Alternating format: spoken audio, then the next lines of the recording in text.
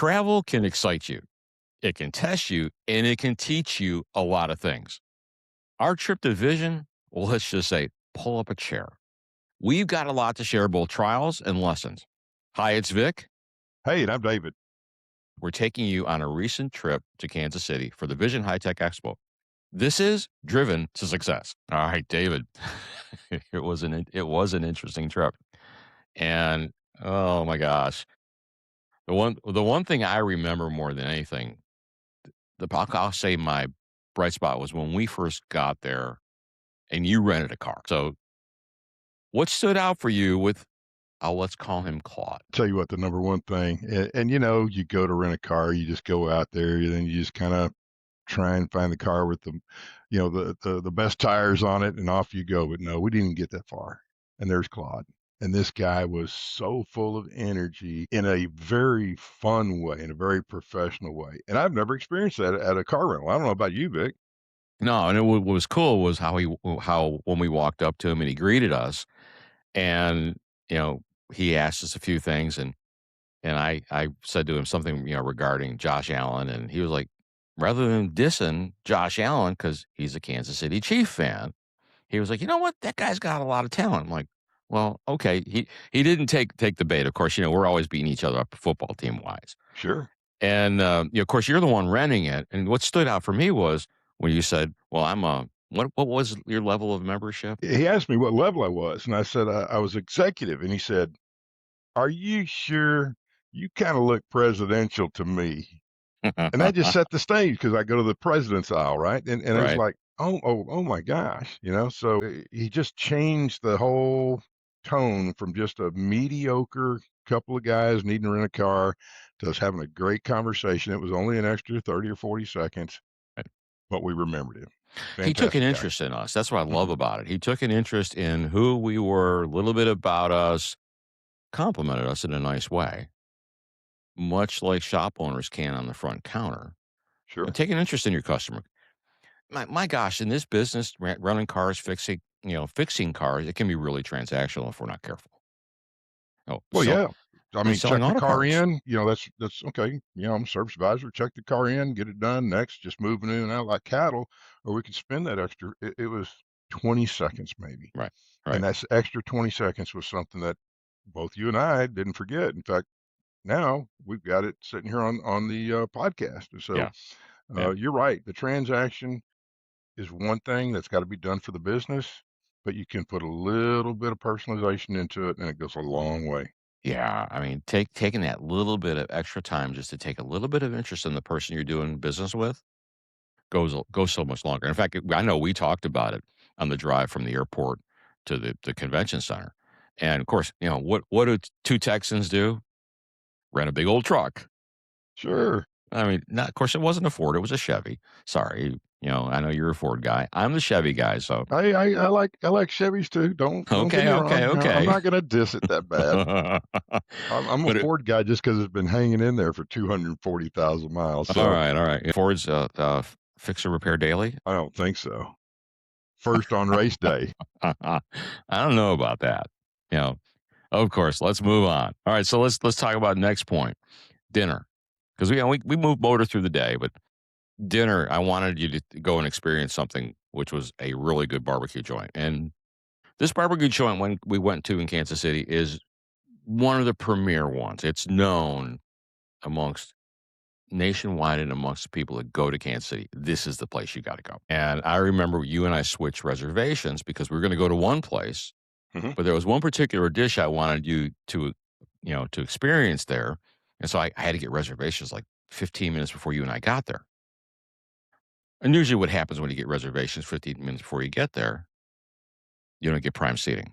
Sure, sure. Oh, And walked in the and door. and Vic, let me tee this up real quick before we even get to the door. So Okay. the listeners have just heard Vic wants to take me there. Oh my gosh, I've been there, and just it was some really nonstop conversation. So he's got it really cranked way up, ready for us to go, have a great time. Right. And then you're right, we get to the door and we're pleasantly surprised with a 15-minute window. And what does she do? Oh yeah, she got her name. Here you go. what do? We get to the she gets us to the table, and the place is packed. It was, oh gosh, Absolutely. the parking lot was full. Yes. So Vic's living, the expectations are living up to what Vic wanted and what he said, and so now I'm feeling pretty good about this whole situation. So it was just fantastic experience So to that point. that was that your bar was set really high and Exactly. met by the reservation. In fact, I remember asking her, "Do you have a booth and a quiet spot so we can talk?" We got set down, we got in the booth, we got a quiet spot in the middle of a packed restaurant. So the bar set high. Oh, and then it began to slowly drop from there. I mean, I felt for the server. You ordered your crap beer, I ordered my Diet Coke. The beer comes, Coke doesn't.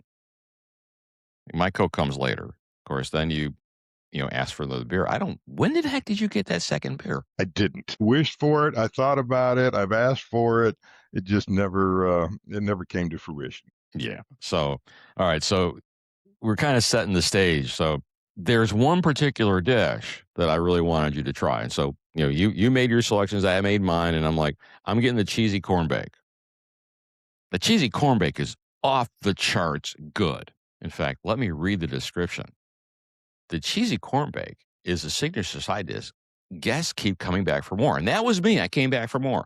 A velvety blend of four gourmet cheeses folded with whole kernel corn, savory slivers of our hickory smoked ham, baked until bubbly and golden. That's the key. I want you guys to remember.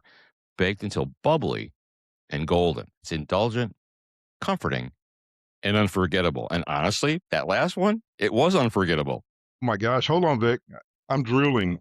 That was great. That was Oh, great. yeah.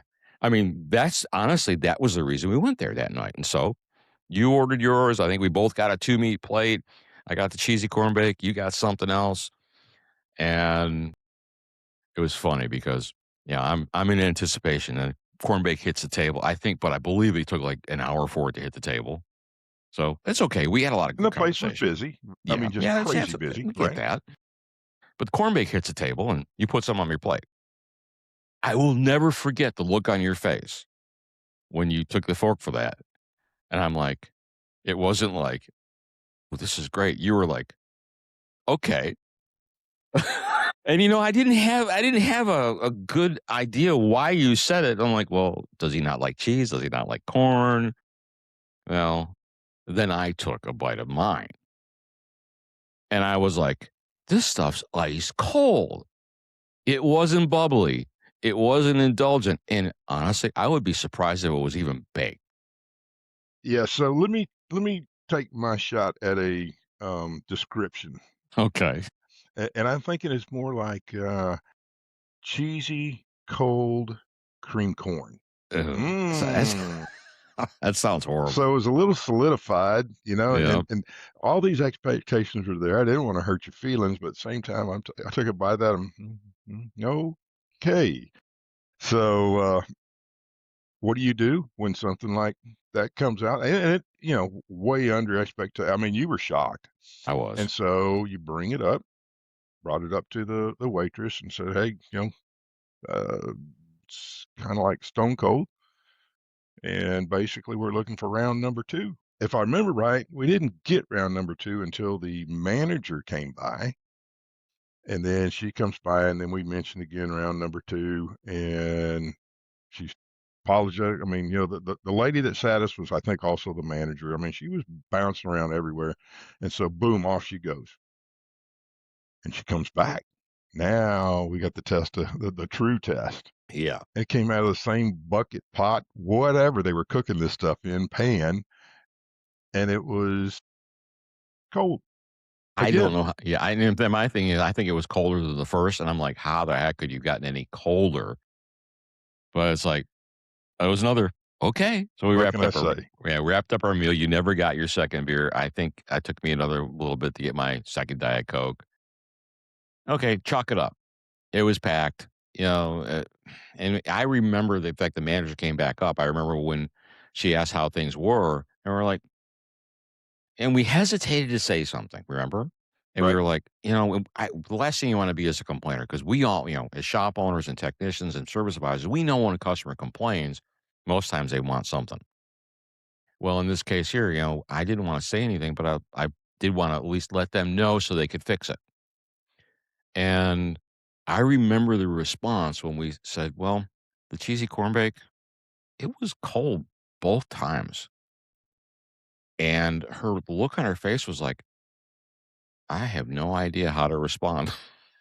No, No, she was stunned. She was yeah, absolutely stunned. no And apology. and you You gotta know, tell them, it's the worst thing that can happen, restaurant, auto repair center, parts houses, the worst thing that can happen is a customer be upset, not meet expectations, and they just walk away quietly, and that is the most expensive situation you could ever run into, because that person may also, once they walk away, what's the possibility that, they could say, "Well, the deal at, restaurant or auto repair or the parts house, yeah, it wasn't real good," and then they're actually, not on purpose, but moving people away from your business, so, right, right, um, yes, it was and you could tell. I could tell she cared, but right. she was stunned, absolutely stunned. Yeah, and I think in this case here, she may have been trained on how to respond.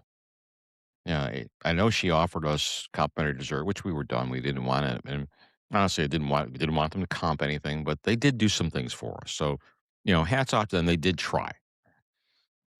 So, wrapped up our conversation there. We moved on. He asked me at, our sitting there. It's like, you ever been asked around? I'm like, no. You're like, we're gonna go.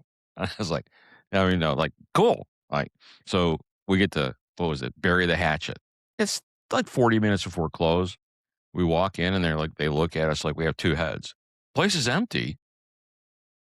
I was like, we're closed, private party. So I was like, oh, so disappointment.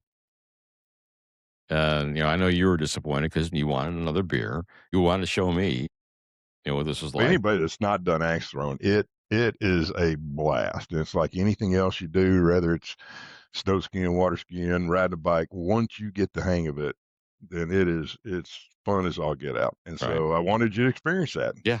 Yeah. It's just 40 minutes. There was one other group way at the very end. I think this individual just wanted to close early. That's what it looked like. And And so, all right, well, in this one there'll here, be another time. I said, yeah. But the lesson for me here was the indifference to the fact that we wanted to go, through axe throwing. It wasn't like, hey, we're sorry, guys, or the door could have been locked. And so when a customer experiences something like you're closed on Saturday or you're closing early for whatever reason, make sure you put things in place so they don't have the opportunity to be disappointed. If we'd have walked up and pulled on the door and it was locked, we'd have headed on back, gone to the hotel. And now hotel experience was interesting to say the least. That's a good way to put it. It was So interesting. I mean, you just can't make this kind of stuff up. no, you can't. It's funny. So what's the matter, Vic? Was the pillow too hard? Was the pillow too soft? You could overcome those kinds of things, right? Yeah, you can, but boy, it was, What but can you not overcome? You can overcome most things. So this was what was fascinating and a little bit creepy. And I walked in my room, flip the lights on, go into the bathroom, and I'm looked down and I'm looking at the counter. The counter is really, really dark, but I see some movement. I'm like, oh man, I got bugs. And I kill them and I start looking closer, and my toothbrush was about 3 inches away from where I saw the first bug. Turn the toothbrush over. I'm like, oh, it's covered with the bugs. And I backed it into the sink and they just scattered. And then I started looking up and they're crawling up the wall and they're all over the place. I'm like, oh, this is not going to be a good night's rest. And it wasn't.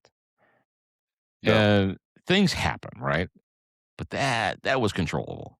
And man, my rest was not good that. But what was funny was when I went down to the desk and talked to them about it the next day, they were like, "We'll send an exterminator up," and that they weren't gonna do anything. I'd asked them to comp one night's room, that's all. And they're like, "Well, we'll give you points." I'm like, "Well, they didn't ask me if that was what I wanted." So nonetheless, not a very good night's rest, kinda creepy. Great story. And And to have had better success, what we both could have done, because the reason we were staying there is because we waited to the last minute to book our Oh, hotel. So I know. here we go again.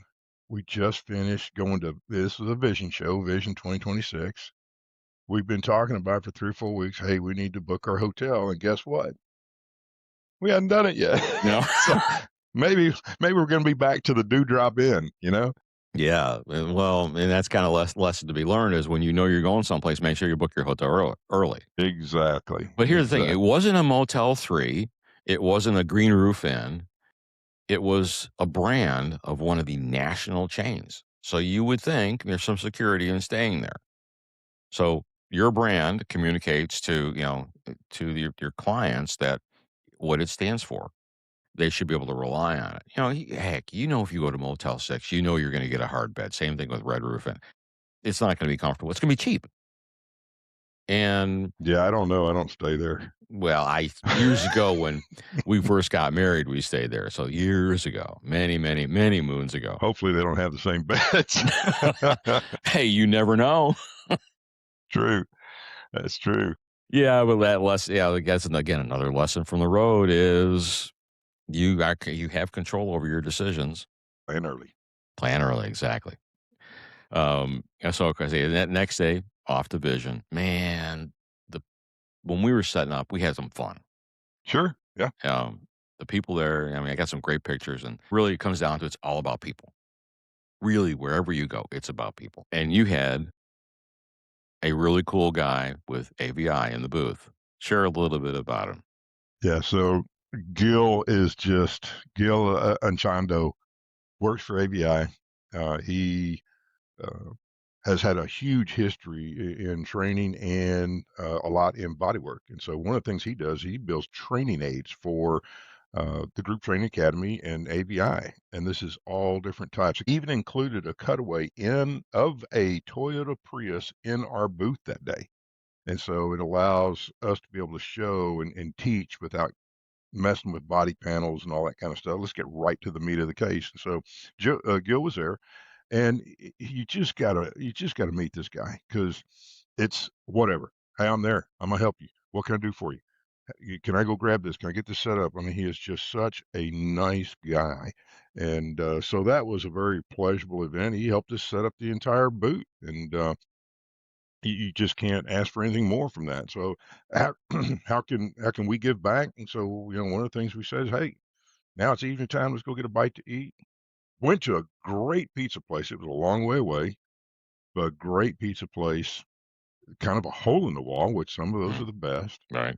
Craft And, beer, though. You wanted craft beer. craft beer, we had craft man, you're kinda, making me look kinda make me look bad with all this beer talk, but I do like my beers. Right. But, we got to understand a lot more about how Gil comes up with these ideas and these training aids and what all's involved in getting them done and how many he has to produce over a period of time. So we got a little off kilt, but it was the neat thing is the vision show is fantastic. Gil is always spot on when it comes to what can I do to help and assist.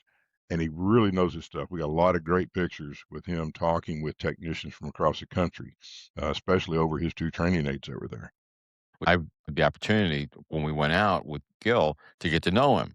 Is what I want to reinforce with people. It come down to people. I've known Gil for 4 years now. My work with Apex and him being partaking there. Vision, of course. Times that we've been the group events. Never had the opportunity to really sit down and get to know him. And man, at the beginning of the meal, he was a colleague, and by the time we got to the second slice of pizza, he was a friend. And that's the beauty of going to these in-person events, whether it be Vision, Apex, Tectonic. It's you can see a lot of stuff, but man, the connection with people, and people use the fancy term of networking. You're just meeting other people who have walking similar paths as you. And hearing Gil's story, because everyone's got a story, which is one of the things we do in Driven to Success. We share stories. Gil's got a great story, and we're going to have him on one day because he's got a really neat way of looking at things and how he brings training to light and make it so easy for technicians and owners who are still in the bays. And I really enjoyed that opportunity. And Man, again, the pizza was fantastic. It was. It was. And so, yeah, so we had that was our first night. So then we roll into the next day, and I remember saying to you when the night as we got back, I said, "Well, hey, David, weather's coming in across Texas tomorrow, and you want to look at potentially changing our flights because I know you were flying to Dallas, I'm flying to Houston, and in springtime, this weather between Texas and Houston is absolutely unpredictable, and when it gets bad, it gets bad." And I remember you're like, "Nope, I'm good." I'm like, "Okay." Well, needless to say, did things take a turn that next day as the weather began to come in? It did, and early at that. So Yeah. Vic's been poking the bear a little bit. You want to change? I said, no, no, no. And then, sure enough, I'm on the show floor, and Vic's there. And you know what? I need to, let me just take a look. And here we go. Grab my phone and take a look at it and see what the flight is. And it comes up the big boop, boop, boop, delayed until the next day. How does that Uh-huh. work? How can you delay a flight that's in the mid afternoon? And it was like 2:30, 3 o'clock. I don't know what it was, mid afternoon, and you're going to delay it till the next day. That ain't right. That doesn't work.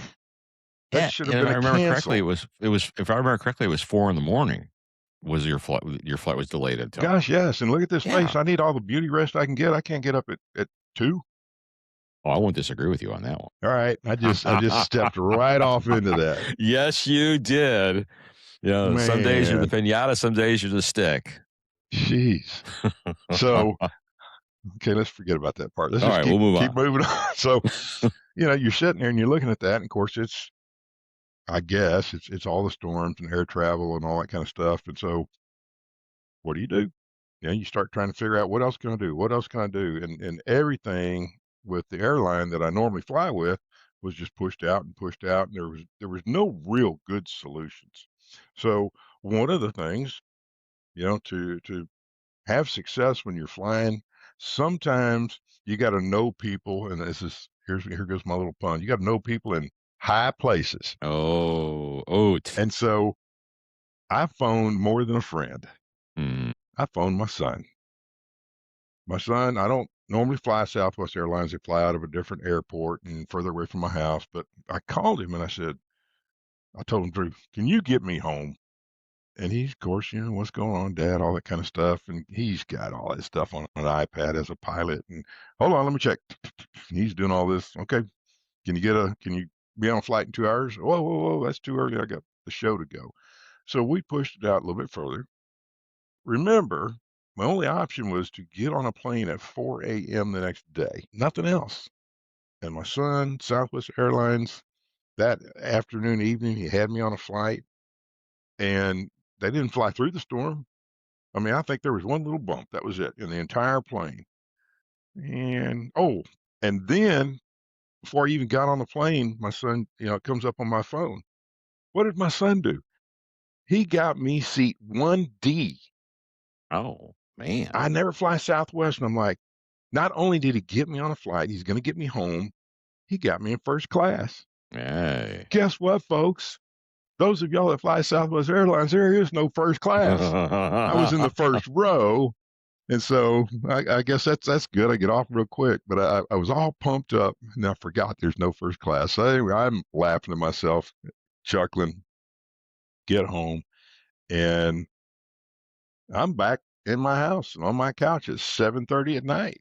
When you texted me, so you get home, you're home. Hmm. Now my journey starts, okay? You left 2 hours before I did. So what does any good person enjoys good Kansas City barbecue do? Finds another barbecue joint. So I found a barbecue joint inside, killed some time. My flight gets delayed another hour, and it's looking like we're gonna get in late and late and late, and I get a message from you. I'm in mid-flight, I get a message from you, "I'm home." I'm like, "Well, we just took off." And the weather got worse after you landed.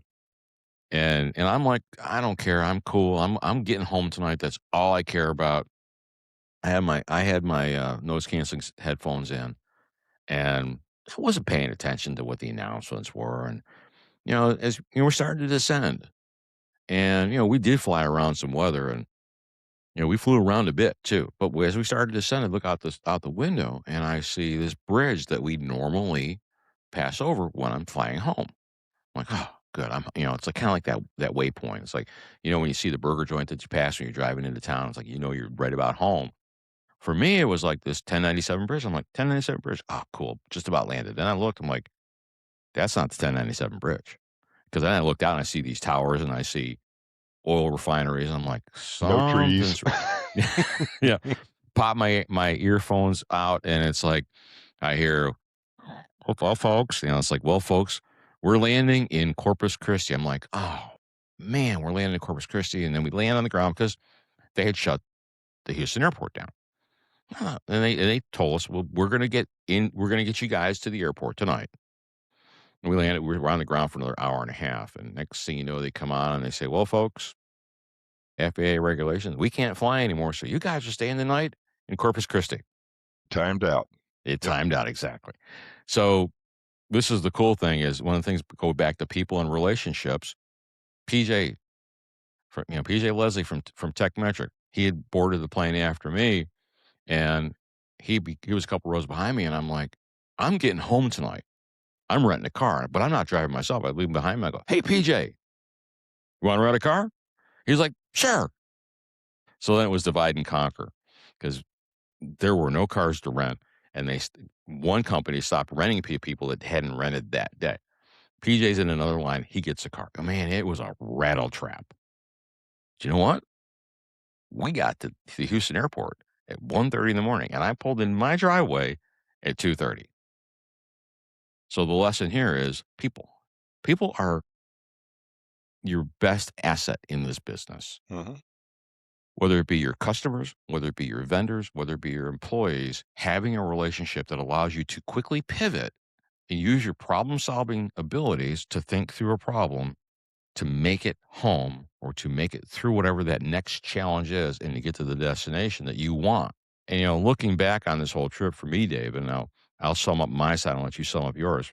For me, this trip was a lesson in high highs, low lows, but the constant in the middle was amazing people. Bill Haas, Sarah Fraser, Mike Dela Cruz, PJ, John Firm. We got, shop marketing pros. The whole shop marketing pros team was there.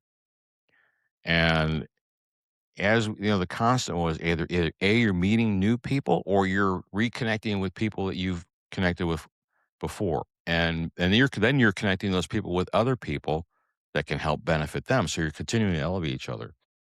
And that's what makes these road trips so much fun is because you and I, when we travel together, we're both looking, if we look at this and how a customer would experience it, what would their experience be? And in the bays.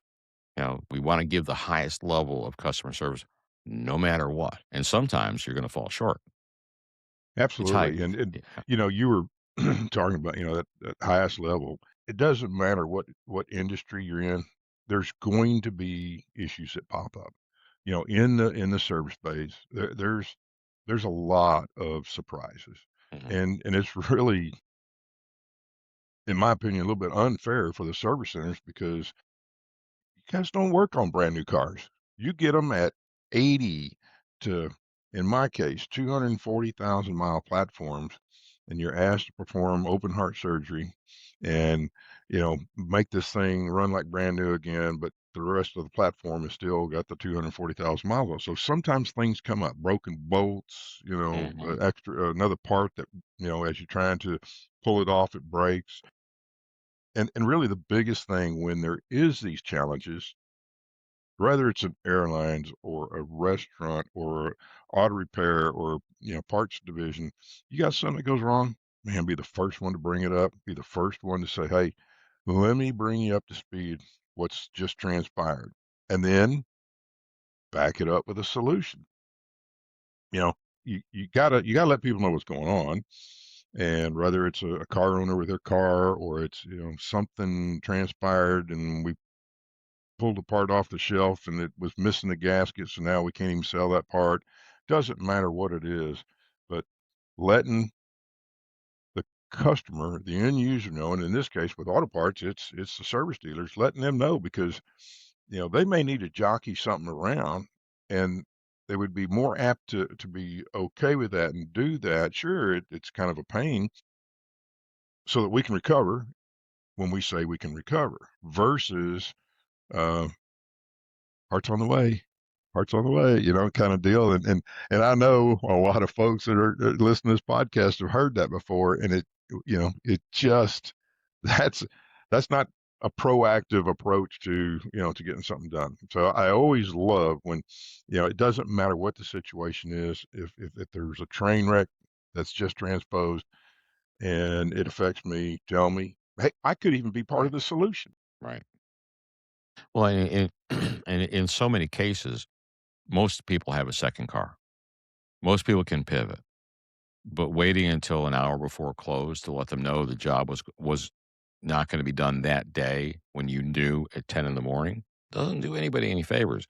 Blaming your parts guy. I'm never saying we ever blame the parts house for not getting something to us, but blaming them is not a good solution. Thank you. And yeah, I'll take that. it really is true. Yes. Because it's funny. People know when you're making up a story.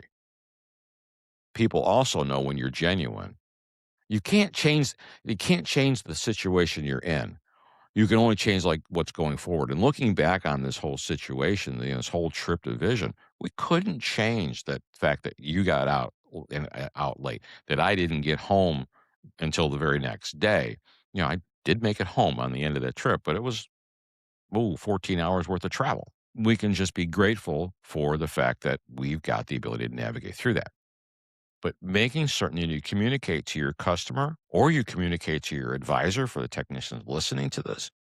Well, ultimately you communicate to the end user, which is your client, because your clients are very forgiving when you have the right response. You take a laissez-faire, I don't care attitude, you're going to get chopped up through the wood chipper.